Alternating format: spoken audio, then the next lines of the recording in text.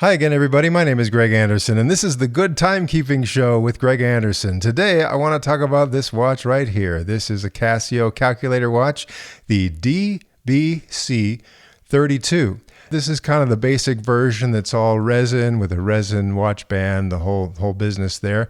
You get one that's got kind of the metal bracelet, and so, but this is kind of the most common and affordable one you're going to find out there, as opposed to this watch here. Now, for most folks, this is the first kind of watch you ever saw that was a calculator watch, classic old Casio calculator watch. In fact, sharp-eyed viewers will probably notice that in the Back to the Future movies, Marty McFly is wearing a calculator watch that looks almost the same as this. I guess it was the most current model at the time they were making the movies. So, but you can still get this one, which looks, it's the exact same classic look, just maybe a little updated module to accommodate the dates from the 21st century, so you can automatically get the day of the week there appropriately. So this is the CA53W. I just checked tonight. The Amazon website says it's $21.92. Also, the Walmart website says it's $21.92. You could probably find this at your local Walmart store and, just buy one immediately and, have wear it on your wrist just a few minutes later. Costs just a couple dollars more maybe if you look through eBay, but again, somewhere in the $20 to $30 range, you should easily be able to find this if you really want one of these. And again, for most folks, the first time they ever saw a calculator watch, it was a Casio. First time I saw a tiny calculator, it was a Casio. And so, got this one in the 1970s. Casio still makes great calculators. So, if you just want a calculator, this simple style calculator that's not built into your phone or something, you can get something like this or a larger one. Or you can get this watch here. And of course, you can get this here. So what's the main difference between these? Well, this one here, I looked up the prices on this. And right now, prices are all over the place, right? The prices have been changing a lot lately.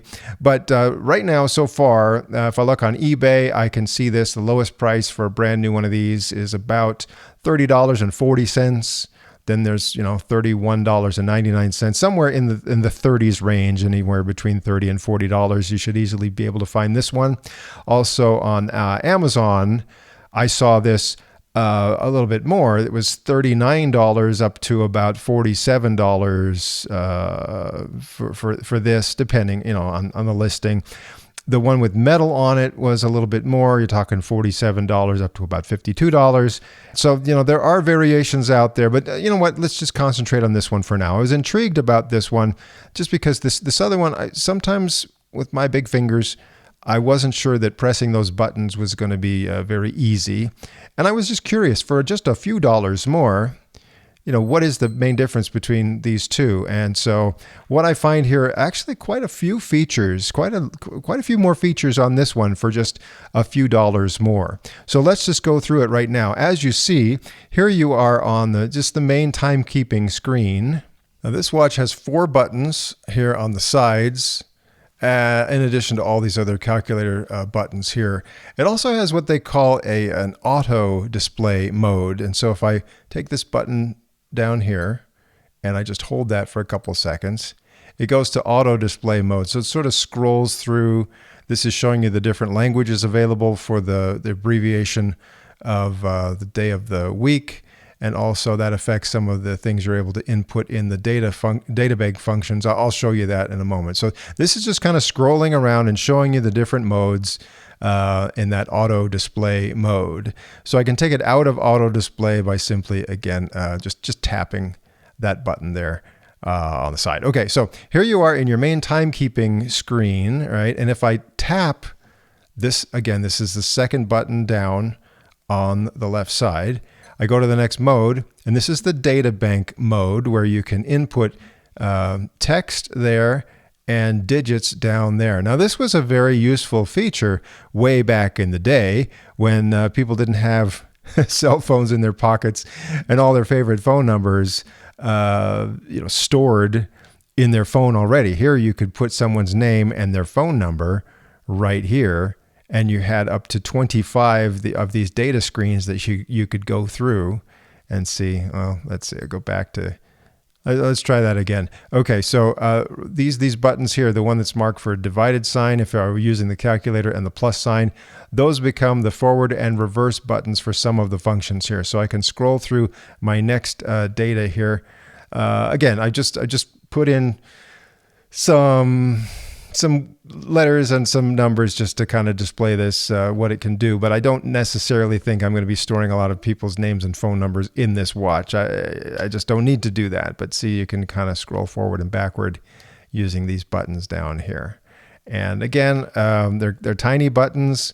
And with my big fingers, it might seem a little bit difficult to push them. But if I kind of push down with my fingernail like that, they're not too bad. So, okay, that's what I can do there. Now, if I wanted to change this, for example, I would press and hold this upper button here on the left side until things start to blink. And see, this is where I can scroll through, again, using these buttons here, different letters and some symbols here to spell out, different words and things. And I can even get some digits up here. So yeah, if I just hold that down, it'll scroll through quickly. So it's a little bit painstaking, not as quick as your smartphone, but that's how I go through here and figure out, again, as I enter different names and numbers here, that's how I select them, and then I select up or down.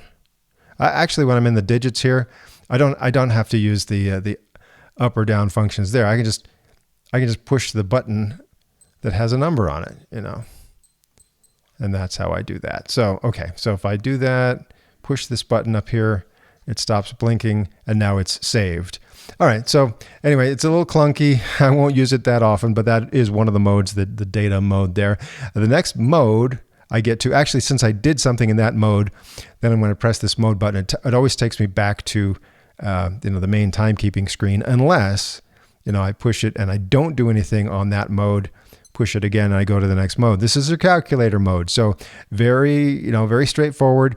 You got your multifunction calculator here, up to 8 digits there. If it's a negative number, 7 digits, and you can just do your regular, regular calculations there. 3 times 9, and then the equals is down there. 27. Okay, so you can do much more complicated calculations than that. Now, and then to clear, you just push that button there, the lower button on the right side. But also, if I were to hold this button here, this is an exchange function. Okay, so if I want to do some quick exchange rates for currency, for example, this is an easy way to do that if that's something you do a lot. And so if I push this upper button here, I can adjust what is my exchange rate. Now I just input 1.8. So let's just say now I'm going to push some number, let's say 9. So if I do that here, where am I? 9. I guess I did 0.9. Let me clear that and start over again. So 9, and then I just press equals. And what that does, it's going to take whatever number I just entered times that 1.8, and that's where I got the 16.2. So again, you can set that up if you do a lot of currency exchange figures. That's an easy way to do that. But if I tap this button here and let me hold that there, I'm back into regular calculator mode. All right, so now if I press mode again, it takes me back to timekeeping screen. Now I go mode. My next mode is the alarm mode. So if I were to, I think I have to use these buttons here to scroll between my 5 different alarms. Okay, and then the next one is just the hourly signal. And as you see down here, there are some indications. That tells me that alarm number 4 is set to go and the hourly signal is set to go. Now, if I wanted to turn the hourly signal off from here, then I just tap this lower button on the right and see now the signal's not on. Now it's on. Now, if I scroll back here, well, scroll ahead actually, and that'll take me back to alarm number 1. Alarm number 1, you have the option of having it go as a regular alarm, or I push this button again and it becomes a snooze alarm. So it'll go every 5 minutes for a little while, or they can just both be off.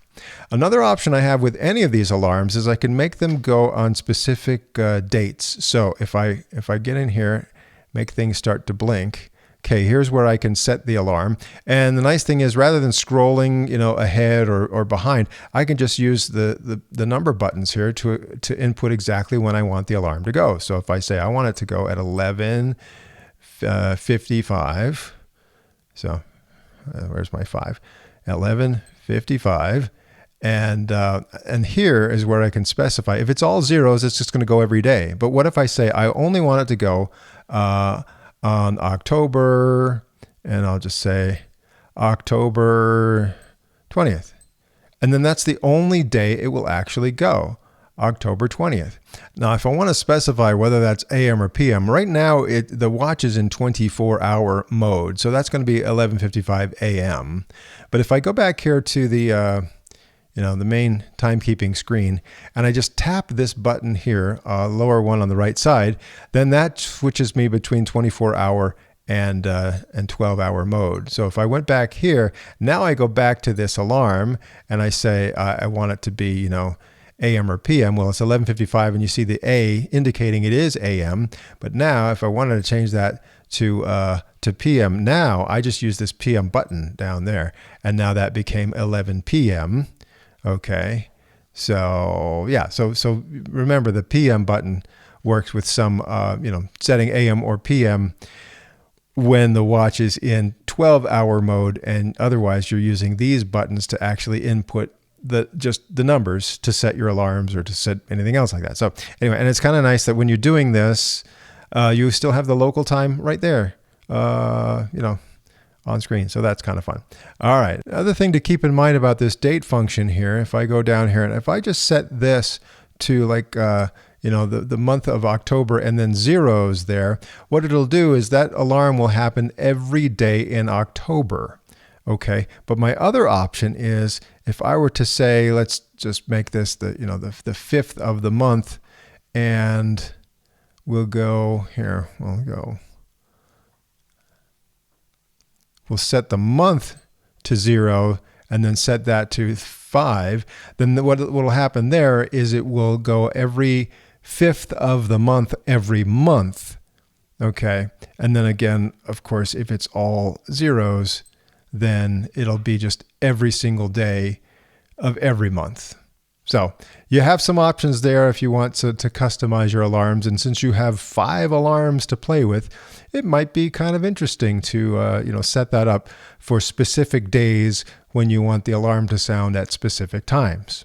Now I'm back in timekeeping mode. I'm going to push this button to keep going to the other modes, go past the alarm mode, and go to the stopwatch mode. So I happen to have the stopwatch running right now, and it's pretty straightforward as far as stopwatches go. I can stop it right there, and I reset it up here using this top button on the left, and it's all zeros. If I start that and I just let it go, and I don't stop it, it'll go all the way up to 24 hours, and then it'll reset to 0 and just keep on going. Otherwise, I can stop it there, reset there, start it again down there, and I have a split time with this upper button on the left if I want to, split time right there. So yeah, that's pretty standard operating as far as stopwatches go on digital watches. Now let's keep going here through the modes until we get to the dual time mode. So in this case, if I push and hold this button, this kind of adjust button up here, now I can input some other hours and minutes. The seconds is always going to match the seconds on the main timekeeping mode. But here I can choose, usually I'm just going to choose a different hour. So, if I make this like, I'll go, let's see, 06. And then I'll just leave it as the same, 13, just like the local time there. And then if I stop that from going, so, there I am, my dual time mode, pretty straightforward. And then let's see, that's all of the modes. So if I go back here to dual time, and now I'm back to my main timekeeping mode. Now in the main timekeeping mode, I showed you just a moment ago, you can go switch from, 12-hour to 24-hour mode just by tapping this button here. But if I hold this lower button on the right side for a couple of seconds, then it activates the daylight saving time mode. So now it's going to be in daylight saving time. So that's a pretty easy way to switch for daylight saving time without having to get too deep into all the different functions and pressing buttons and all that stuff. You just press and hold that, and now I'm back to standard time. So I'll be doing that in a few days when we switch to daylight saving time, and that's pretty easy to do. Also, if I scroll ahead here to the dual time mode, that's also, if I hold this button here, that will also switch to daylight saving time for my other time zone that I've set there. So that's, again, easy to do by holding that button right there. All right, now, a couple other things here when you're just in the main timekeeping mode. First of all, I should show you that if I hold this button here until things start to blink, this is where I can set, hours, minutes, and seconds. What this does when it's blinking like that, it just allows me to reset that to 0 by pushing the 0 button here at any time, and it will just reset to 0 at the nearest minute. So that's an easy thing to do. Then if I push that button right there, then I can, set the rest of these just by inputting the numbers on my little number pad there. I actually need to change this. Somehow I changed the time there. 10 o'clock. This is the actual time right now. And then down here, I can also, first of all, up here, I can switch to another language, and there are actually 13 different languages that you can choose from, and that affects both the characters that are available when you're entering things into your databank there, like people's names and phone numbers and stuff, or also, the abbreviation of the day of the week can be according to whatever language you've chosen here. And believe it or not, there are 13 different languages you can choose. Should we go through them right now? Let's see. We have English, then Portuguese. And if I use this forward button down here, I can choose. That's how I select the different ones. That's Spanish, French. That is actually Dutch, and that's Danish, and that's German. That's Italian and Swedish, Polish, Romanian, or Turkish, or Russian. So lots of options on the language there. Now, if I tap this again, then I can do here's where I can do the month, the date, and the year, just scrolling through there to choose, the correct ones. And then I'm back to my seconds setting. So got that there. There's a couple other things I can do here that are not quite as intuitive, but see this plus sign over here for your calculator functions.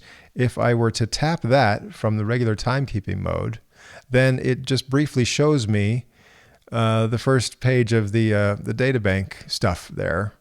So that's an easy way to just display whatever I was looking for there and then go back. And then if I do this button here that's marked divided by sign, that's an easy way to have it show the dual time and then just flip right back to the regular time right there. So that's kind of fun. Now, just a few more things that might be kind of difficult to figure out, but you see this has auto light, 3-second, and mute, those little boxes right there. So maybe you have heard, maybe you haven't, because I'm not pointing the microphone at this watch.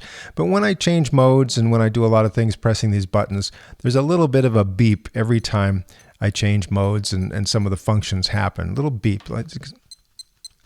That's what it sounds like. Okay, so how do I mute that if I don't want it to beep like that? Well, I can activate mute. Here's how you do it. And again, you might not figure this out on your own. You get to the calculator mode, and while you're in calculator mode or even that exchange mode, you press and hold this button down here, second button on the right side. Hold that just long enough and see now your mute is activated. So now, if I go back, and now when I go through and press, go through all these different modes, it's not beeping. It will still beep when an alarm is set to go and when that hourly signal goes, but it's just not going to beep the rest of the time. So that's how you do the mute, a little hidden within the calculator mode. The other thing you see here is auto light. So this is the light button up here. So if I'm in the regular timekeeping mode and then I press and hold the light button for just a couple seconds. Then see, auto light was just enabled. An auto light is similar to a function I have on a lot of my G-Shock watches. Basically what it does is there's a little motion sensor inside the watch, and when I turn it up like this to look at it, it has a sensor and it will automatically turn on the light for either 1.5 or 3 seconds, whichever duration you have selected. And so that's kind of nice. Now, some people don't like to use auto light because it would drain the battery if that light is turning on a lot. And I don't normally worry about that on my G-Shock watches that are solar powered, but this one's not solar powered. So I might not want to leave that enabled too long. But the good news is when you enable auto light on this watch, after about 6 hours, it automatically turns itself off anyway. So if you turn that on and you forget about it, just wait a few hours and the auto light will be off anyway. Now, if you want to choose between the 1.5 second or 3 second duration on the light, then what you do is from the regular timekeeping screen, you push this upper button until things start to blink, and then you press the light button, and see now 3 seconds is deactivated, 3 seconds is activated. So again, that's not something you might figure out on your own, but that's how you change the duration.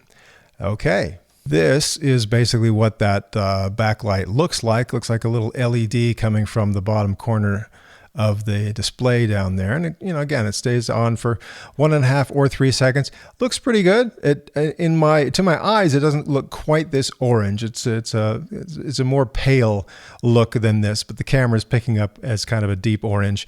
But that's a good backlight. I like it. As you can see, pretty crystal clear. You can see the whole display there, and I find that to be a very good backlight. Don't use it as often as this, or you'll wear the battery down. But the good news is, with normal usage and not using that backlight very often, you can get 10 years out of this battery. That's a 10-year battery. Yeah, it's the lithium CR 2025 battery.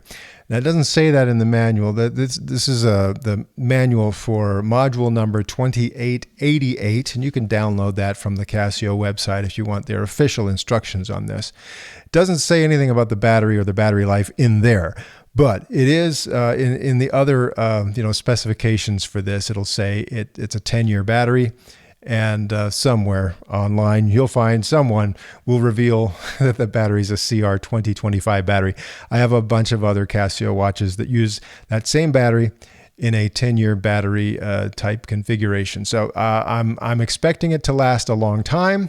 Maybe come back to me in about 9 years, and I'll show you how to change the battery. Should look at some of the other things on this watch. Now, this watch band, it's nothing super strong or super special. Just kind of, your basic, inexpensive watch band there, resin watch band with kind of a plastic buckle there. It's not especially long. So on my wrist, this is about how it fits with just, 3 extra little notches there.